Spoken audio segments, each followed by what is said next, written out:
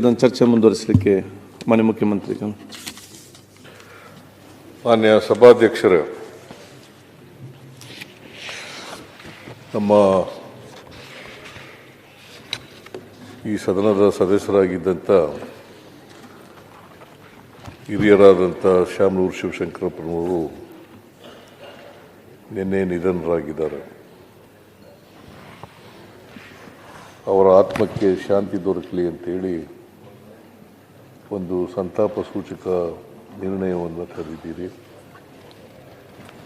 ಆ ನಿರ್ಣಯಕ್ಕೆ ನನ್ನ ಬೆಂಬಲವನ್ನು ವ್ಯಕ್ತ ಮಾಡಿ ಶಾಮನೂರು ಶಿವಶಂಕರಪ್ಪನವ್ರ ಬಗ್ಗೆ ಕೆಲವು ಮಾತುಗಳನ್ನು ಆಡಲಿಕ್ಕೆ ಬಯಸ್ತೇನೆ.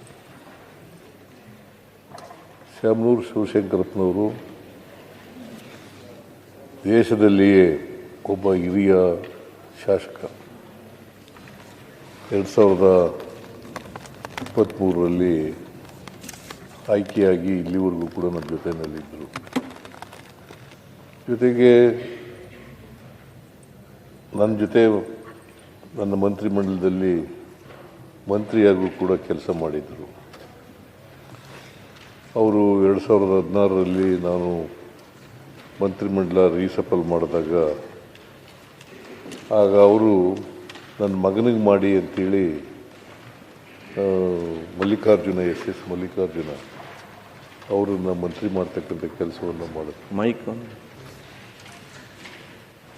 ಕೇಳಿಸ್ತಾ ಇಲ್ವಾ? ಕೇಳ್ತದೆ.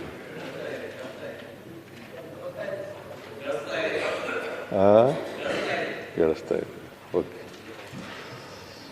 ಎಸ್ ಮಲ್ಲಿಕಾರ್ಜುನ ಅವರು ಈಗ ನನ್ನ ಮಂತ್ರಿಮಂಡಲದಲ್ಲಿ ಸಚಿವರಾಗಿದ್ದಾರೆ. ಅವರ ಕೊನೆಯ ಮಗ ಕೂಡ. ಅವರನ್ನು ಮಂತ್ರಿ ಮಾಡಿ ಅಂತೇಳಿ ಇವರು ರಾಜೀನಾಮೆ ಕೊಟ್ಟರು. ಬಹಳ ದೀರ್ಘಕಾಲ ಅಖಿಲ ಭಾರತ ವೀರಶೈವ ಮಹಾಸಭಾದ ಅಧ್ಯಕ್ಷರಾಗಿದ್ದರು. ಈ ಗಳಿಗೆವರೆಗೂ ಕೂಡ ಆಗಿದ್ದರು. ಅವರು 69ರಲ್ಲಿ ದಾವಣಗೆರೆಯಲ್ಲಿ ಪುರಸಭೆಯ ಸದಸ್ಯರಾಗಿ ಆಮೇಲೆ ಅದರ ಅಧ್ಯಕ್ಷರಾಗಿಯೂ ಕೂಡ ನಗರಸಭೆಯ ಅಧ್ಯಕ್ಷರಾಗಿಯೂ ಕೂಡ ಕೆಲಸ ಮಾಡಿದರು.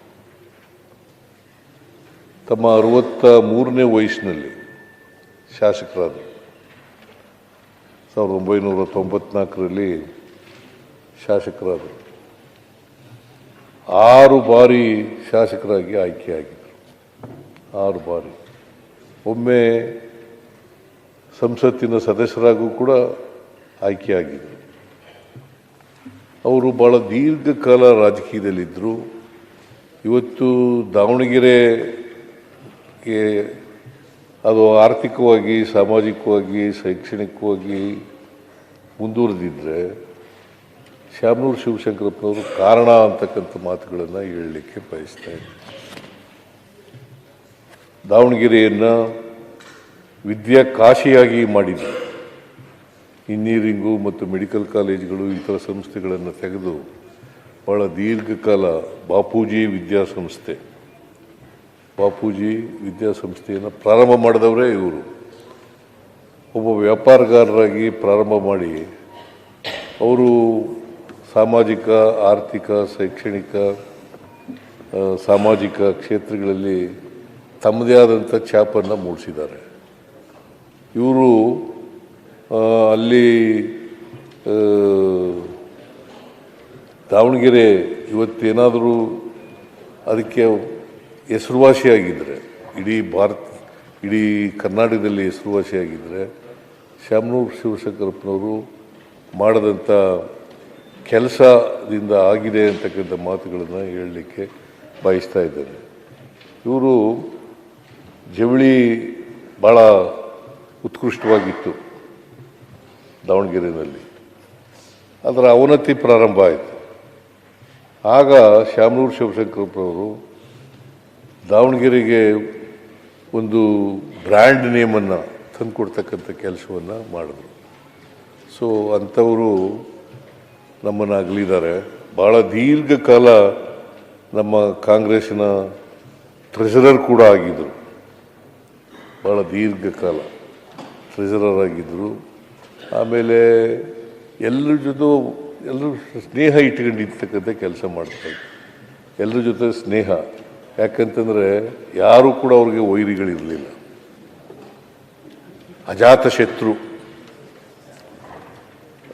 ಶತ್ರು ಅಂತ ಕರಿಬೋದಂಥ ವ್ಯಕ್ತಿ. ನಾನು ಯಾವಾಗ ದಾವಣಗೆರೆಗೆ ಹೋದರೂ ಕೂಡ ಅವ್ರ ಗೆಸ್ಟ್ ಹೌಸ್ನಲ್ಲೇ ಉಳ್ಕೊತಿದ್ದದು. ಆಮೇಲೆ ನನ್ನ ದಾವಣಗೆರೆ ಹೋದಾಗೆಲ್ಲ ಊಟಕ್ಕೆ ಬರಿ ಅಂತ ಕರೀತಿದ್ರು. ಯಾವಾಗ ಹೋದರೂ ಕೂಡ ನಮ್ಮನೆಯಲ್ಲೇ ಊಟ ಮಾಡಬೇಕು ಅಂತ ಕರೀತಾ ಇದ್ರು. ಹಾಗಾಗಿ ಅಲ್ಲೇ ಊಟ ಮಾಡ್ತಿದ್ದೆ. ಜೊತೆಗೆ ನನಗೆ 75 ವರ್ಷ ಮುಗೀತಲ್ಲ, ಆಗ ಅವ್ರ ಜಾಗದಲ್ಲೇ ನಾನು ಫಂಕ್ಷನನ್ನು ಮಾಡಿದ್ದದು. ಸೊ ಹಾಗಾಗಿ ಅದೇ ಕೊನೆ ಊಟದಬ್ಬ ನಾನು ಆಚರಣೆ ಮಾಡ್ಕೊಂಡಿದ್ದದು, ಮತ್ತು ಅದೇ ಮೊದಲು ಎಲ್ಲಿವರೆಗೆ. ಯಾಕಂದರೆ ನನಗೆ ಊಟದ ತಾರೀಖೇ ಗೊತ್ತಿಲ್ಲ ಕರೆಕ್ಟಾಗಿ. ಮೇಷ್ಟ್ರು ಬರ್ಕೊಂಡಿರೋದು 5ನೇ ತರಗತಿಗೆ ನೇರವಾಗಿ ನಾನು ಅಡ್ಮಿಷನ್ಸ್ ಆಗುವಾಗ ಮೇಷ್ಟ್ರು ರಾಜಪ್ಪ ಮೇಷ್ಟ್ರು ಬರ್ಕೊಂಡಂಥ ಡೇಟೇ ನನಗೆ ಊಟದ ತಾರೀಕು. ಅದರಿಂದ ನನಗೆ ಡೇಟ್ ಆಫ್ ಬರ್ತ್, ಯಾಕಂದರೆ ನಮ್ಮಮ್ಮ ನಮ್ಮಪ್ಪ ಎಲ್ಲರೂ ಕೂಡ ಹೆಬ್ಬೆಟ್ಟೊತ್ತವರು, ಅವಿದ್ಯಾವಂತರು. ಹಾಗಾಗಿ ಡೇಟ್ ಆಫ್ ಬರ್ತ್ ಬರ್ಕೊಂಡಿರಲಿಲ್ಲ. ಹಾಗಾಗಿ ಅವ್ರ ದಾವಣಗೆರೆಯಲ್ಲೇ ನಾನು ಆಯ್ಕೆ ಮಾಡಿದೆ. ಅವ್ರ ಜಾಗದಲ್ಲೇ 75ನೇ ವರ್ಷದ ಜನ್ಮದಿನವನ್ನು ಆಚರಣೆ ಮಾಡ್ಕೊಳ್ತಕ್ಕಂಥ ಕೆಲಸವನ್ನು ಮಾಡಿದ್ದೆ. ಸೊ ಒಂದೇನಪ್ಪ ಅಂತಂದರೆ, ಶಾಮನೂರು ಶಿವಶಂಕರಪ್ಪನವರು ಸಹಾಯ ಹಸ್ತ ಭಾಳ ಇತ್ತು. ಕೋವಿಡ್ ಸಂದರ್ಭದಲ್ಲಿ ನಮಗೆ ಆಕ್ಸಿಜನ್ ಸಿಗದೇ ಇದ್ದಾಗ ಸುಮಾರು 6 ಕೋಟಿ ರೂಪಾಯಿಗಳನ್ನು ಖರ್ಚು ಮಾಡಿ ಆಕ್ಸಿಜನನ್ನು ಉಚಿತವಾಗಿ ಹಂಚತಕ್ಕಂಥ ಕೆಲಸವನ್ನು ಮಾಡಿದರು. ಅಂತಹ ಒಬ್ಬ ಅಪರೂಪದ ರಾಜಕಾರಣಿ ನಮ್ಮನ್ನು ಅಗಲಿದ್ದಾರೆ. ಅವರ ಆತ್ಮಕ್ಕೆ ಚಿರಶಾಂತಿ ದೊರಕಲಿ ಅಂತಕ್ಕಂಥ ಮಾತುಗಳನ್ನು ಹೇಳಿ, ಅಪಾರವಾದಂಥ ಅವರ ಕುಟುಂಬ, ಯಾಕಂದರೆ ಒಂದು ದೊಡ್ಡ ಕುಟುಂಬ, 3 ಜನ ಗಂಡು ಮಕ್ಕಳು 4 ಜನ ಹೆಣ್ಣುಮಕ್ಕಳು ಇದ್ದಂಥ ಒಂದು ದೊಡ್ಡ ಕುಟುಂಬ. ಅವ್ರನ್ನೆಲ್ಲ ಅಗಲಿದ್ದಾರೆ. ಭಾಳ ದೊಡ್ಡ ಸಾವಿರಾರು ಲಕ್ಷಾಂತರ ಅಭಿಮಾನಿಗಳನ್ನು ಅಗಲಿದ್ದಾರೆ. ಸೊ ಅಂಥವರು ನಮ್ಮನ್ನು ಇವತ್ತು ನಮ್ಮಿಂದ ದೂರ ಆಗಿದ್ದಾರೆ. ಮತ್ತು ಸಿಟ್ಟಿಂಗ್ ಮೆಂಬರು ನಿನ್ನೆ ನಾನು ಒಂದು 15 ದಿನಗಳ ಹಿಂದೆ ಕಾಣಿಸುತ್ತೆ ಆಸ್ಪತ್ರೆಗೆ ಹೋಗಿದ್ದೆ. ಅಷ್ಟೊತ್ತಿಗಾಗಲೇ ಅವರು ಮಾತಾಡೋ ಪರಿಸ್ಥಿತಿಯಲ್ಲಿ ಇರಲಿಲ್ಲ. ಅಲ್ಲಿ ಒಂದು ಅರ್ಧ ಗಂಟೆ ಇದ್ದು ನೋಡ್ಕೊಂಡು ಬಂದೆ. ಸೊ ಅಂಥವರು ನಮ್ಮನ್ನು ಅಗಲಿದ್ದಾರೆ. ಅವರ ಆತ್ಮಕ್ಕೆ ಚಿರಶಾಂತಿ ದೊರಕಲಿ. ಅವರ ಕುಟುಂಬ ವರ್ಗದವರಿಗೆ, ಅವರ ಅಭಿಮಾನಿಗಳಿಗೆ, ಅವರ ಸ್ನೇಹಿತರಿಗೆ, ಅವರ ಬಂಧು ಬಾಂಧವರಿಗೆ ಅವರ ಸಾವಿನ ದುಃಖವನ್ನು ಭರಿಸ್ತಕ್ಕಂಥ ಶಕ್ತಿ ಕೊಡಲಿ ಅಂತೇಳಿ ಪ್ರಾರ್ಥನೆ ಮಾಡ್ತೀನಿ. ಸೊ ನಾನು ಇವತ್ತು ಅರ್ಜನ್ ಆಗ್ತದೆ ಅಂತೇಳಿ ನಾನು ಭಾವಿಸ್ಕೊಂಡಿದ್ದೇನೆ. ಯಾಕಂದರೆ ಸಿಟ್ಟಿಂಗ್ ಮೆಂಬರ್ ಆಗಿರೋದ್ರಿಂದ ಇವತ್ತು ಅರ್ಜನ್ ಆಗ್ತದೆ ಅಂತ ಭಾವಿಸ್ಕೊಂಡಿದ್ದೇನೆ. ನಾನು ಇದಾದ ತಕ್ಷಣ ಸಂತಾಪ ಆದ ತಕ್ಷಣ ನಾನು ದಾವಣಗೆರೆಗೂ ಕೂಡ ಹೋಗ್ತಾ ಇದ್ದೀನಿ ಅಂಥೇಳಿ ನನಗೆ ಅವಕಾಶ ಕೊಟ್ಟಿದ್ದಕ್ಕೆ ನಿಮಗೆ ವಂದಿಸಿ ನನ್ನ ಮಾತುಗಳನ್ನು ಮುಗಿಸ್ತೇನೆ ಅಂತಕ್ಕಂಥ ಮಾತುಗಳನ್ನು ಪ್ರತಿಪಕ್ಷ